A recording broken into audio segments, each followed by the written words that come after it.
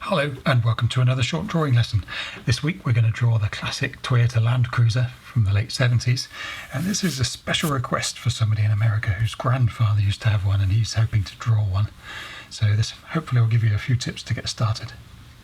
So the first thing, as always, we'll draw a front wheel over here. Remember to use your whole arm and try and draw as lightly as you can to start with. Next, we're going to use the size of your first wheel to measure how long the rest of the car is going to be. So however big your wheel is, measure one more of those and 3/4 of another one, or maybe 2/3. So 1 2/3 of a wheel, 3/4, then draw another one of those circles. And the centre. For the bottom of the car, it's about 2/3 of the wheel up. So if you divide your height of your wheel up into thirds, then at about the 2/3 mark we need a horizontal base of the car there. Sorry if you can hear lots of wind noise, that's Storm Amy bashing the windows at the moment. Next we need to step up a little bit from there, so at the back of the car we're just a little bit higher. We've got another horizontal, but it's a bit higher than the front, than the middle. And what we'll also do is now divide with some vertical lines, completely vertical, where the door's going to go. These are sort of panels where the door will sit. So one is just in front of your rear wheel. Make sure you've got a small gap. And the front gap is a bit bigger, so maybe about there. So just a faint vertical line front and back, and that will help us with placing the doors and things later. And now the other key line we need is a nice long horizontal, which again is about 1/3 of a wheel above your wheel. So this distance here is about 1/3 of a wheel. And we'll do the same again over here. And you can draw a horizontal line all the way across there. Now we'll put the ends of the car in. So at the front of the car is actually very short. If you've got chunky wheels, it's probably a bit behind the front edge of your tyre. So we've got a slightly curving nose to your car there. And at the back, there's a bit more of an overhang, maybe I don't know, 1/4 of a wheel, something like that, maybe 1/3. About here, just a vertical. And just above this line, returning to the front, we need a little rounded section. Actually, we'll nip over to the door here. This is going to be the door. We'll just separate another rectangle off here, and then this sloping line here coming off the nose can come up to meet it. It's nice and easy to do this, all straight lines. And on the nose we've also got just a raised section, just a little detail like that. While we're at the front, we'll put the bumper in. So again, step up a bit from the height of your centre section, horizontal. You can just have another rectangular bumper. If you like, you can have some kind of winch in there or something. And you'll probably see the spring hanging out underneath. At the back, we've got maybe another square bumper there, just a short one, not so much of an overhang. And now let's pop these doors and things in. So this vertical line here, when you get to this point, we need to slope backwards ever so slightly. And then we can make that into a door, or the frame of a door. We'll set the door inside that shape. So now you can go all the way around. You can do a rounded edge door in there. So just inside that shape, make sure your big rounded corners at the bottom of the door. Some people leave the doors off completely so you can see the seats and things.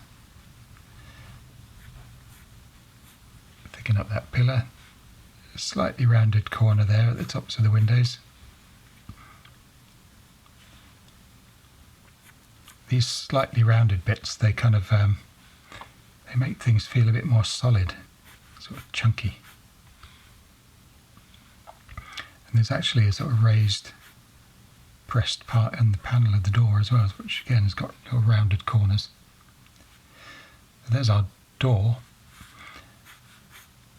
And you've got a choice of options for the back here. You can get solid backs, you can get custom ones where people will put their own roll cages and things in. I quite like the classic sort of fabric covered rear. So on those you've got metal hoops underneath. So there'll be one at the back, one just behind the door, one halfway there. And then the fabric drapes between them, so you get these little raised parts where the metal frame is underneath, which is nice. And a slight overhang at the front, which is good. And that would come right down to this line here, and you have various kind of straps holding this down to the body of the car. Might be a little join here or something, and a seam. That's pretty much the basic outline of our car. We could put a spare wheel on the back, give it a slight curve because it's right at the end of the car. We're going to be looking slightly at the side of it. We're going to be seeing a bit of this face of it, not just directly on. So give it a bit of a curve. Make sure it's about the same size as your wheels on the car. And we just need some mud guards at the back. Some cars just have a cutout from the bodywork. They're always this kind of hexagonal, half a hexagon. And sometimes people, if they've got big fat tyres, they put a wider kind of section on, which we can do. And it's the same at the front. So halfway between your tyre and this horizontal line, puts a pair of horizontals in. They can slope down to kind of meet the bumper area. They're cut quite short at the front. And then they slope quite far back at here, a little rounded edge. So there's the basic outline of your Land Cruiser.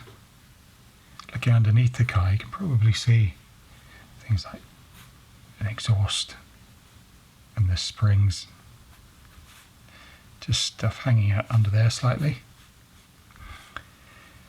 And I think what we can do now is all the details. So let's start at the front and work our way back. Maybe a indicator at the front there, tiny little bracket holding the bonnet down.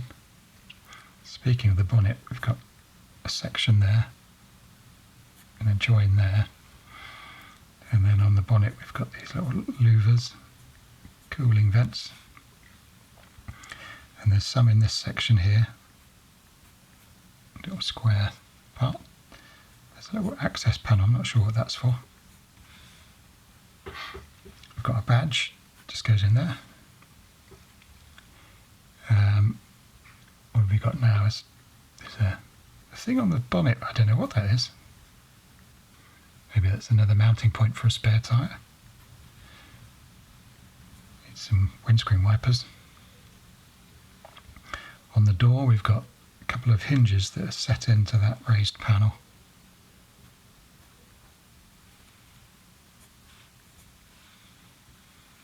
And also a wing mirror, which is just another rectangle, I think. Inside you might see the steering wheel. Perhaps a rear view mirror might be dangling down there. We've got a door handle just sat below that horizontal line and a little keyhole. A small panel to stand on, and there's just a little feature there. I don't know what that is. Maybe this rear section could have a couple of little windows in, just squares, And again, you can round the corners slightly just to make them fit the style of the rest of the car.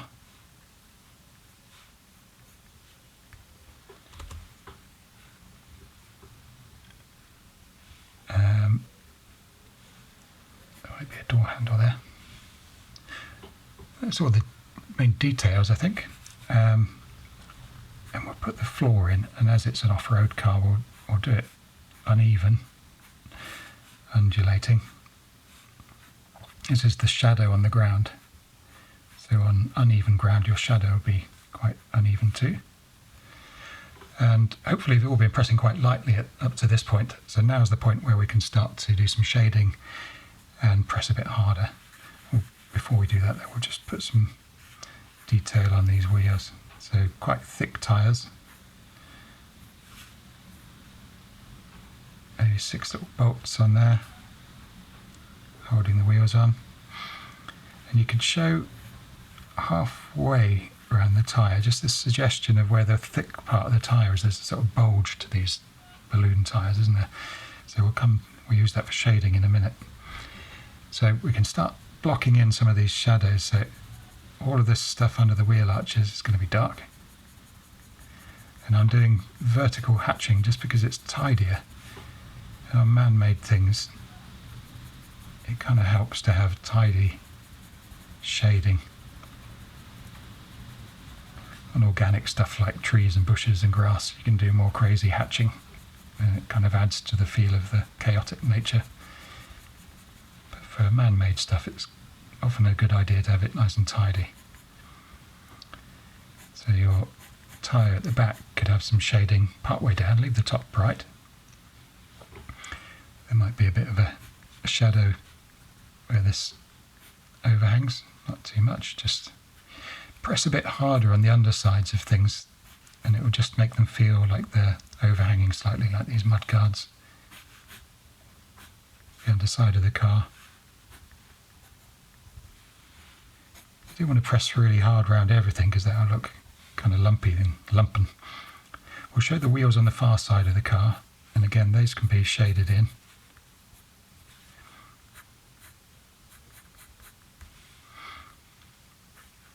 These wheels being so wide, the rims are set in and they again cast a bit of a shadow. And remember I said about the wide part of the tyre, you can just shade underneath the top edge and a little bit under the bottom edge there, and it'll feel a bit like it's more of a balloon. So just under that halfway mark.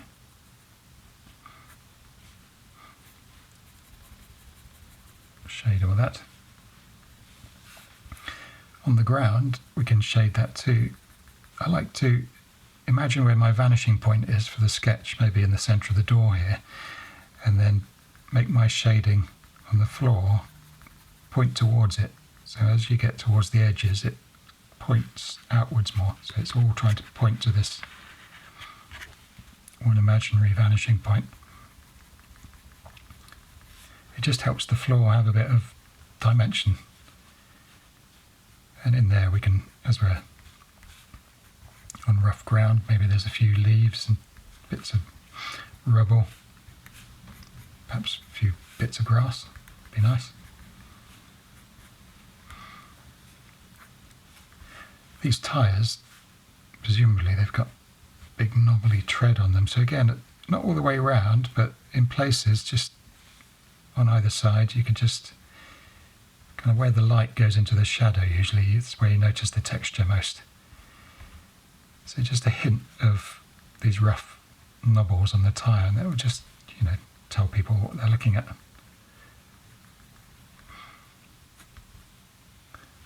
Up inside the cab here, because it's quite a tall car, we could also see up inside the roof, which should be shaded. Maybe a bit of the pillar on the far side, and the same would happen on these windows.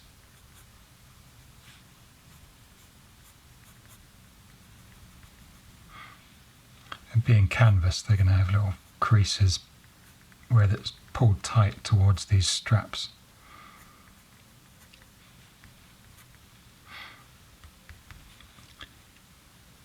And we'll also just, because it's been off-road, We'll just do a few little scuffs and bits of dust and stuff. They're useful because otherwise you've just got an empty white space that could be the same texture as the sky behind. Whereas if you put a few little marks and things here and there, it just lets people know that there is something there and it's got a texture and it's not the same as the sky. And that's pretty much it, I think. That'll do. Nice little Toyota Land Cruiser. Let me know how you got on with yours in the comments. And do like and subscribe, that's always very good. And otherwise, the important thing is for you to have an excellent week. And hopefully I'll see you for another film soon.